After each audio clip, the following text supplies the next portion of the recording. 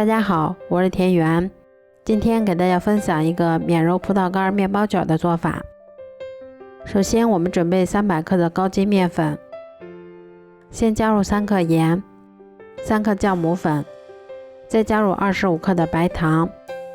然后用筷子把它们充分搅拌均匀后放一旁备用。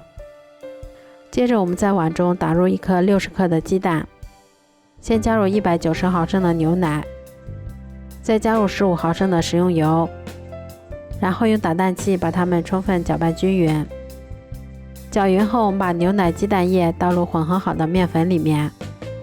再加入60克提前清洗干净的葡萄干，然后用铲子把它们上下翻拌均匀，一直翻拌成像这样没有干面粉的状态就可以啦。然后盖上保鲜膜，让它醒发至2倍大。像这样体积明显变大，我们的面团就已经醒发好啦。接着我们在面板上先撒一些干面粉防粘，再把我们醒发好的面团移到面板上，先给它折叠几下，排出里面的空气，然后再用手先把它整理成长条，再用刀切成大小均匀的小剂子。我们取一个小剂子，先像这样给它轻轻的折叠几下，再把它轻轻的搓圆，然后再把它轻轻的按扁，再把它擀成一张厚度约5毫米的长方形饼皮。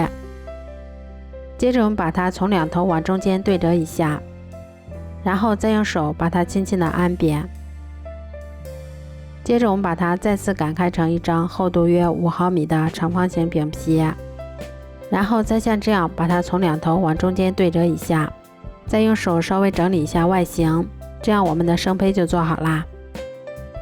都做好后，把它们依次放到铺有硅油纸的烤盘里面，然后盖上保鲜膜，让它2次醒发30分钟。醒好后，我们在表面先给它刷上一层鸡蛋液，接着我们把它放到烤箱里面，烤箱中层上下火180度，烤15分钟就可以啦。这样做出的葡萄干面包卷吃起来非常的松软，里面添加了葡萄干以后，口感酸酸甜甜的，味道比外面买的还要好，而且做法非常的简单，全程不用揉面，更不用揉出手套膜，即使新手也能够依次做成功。如果喜欢的话就试试吧，喜欢我的视频就关注我吧，谢谢您的支持。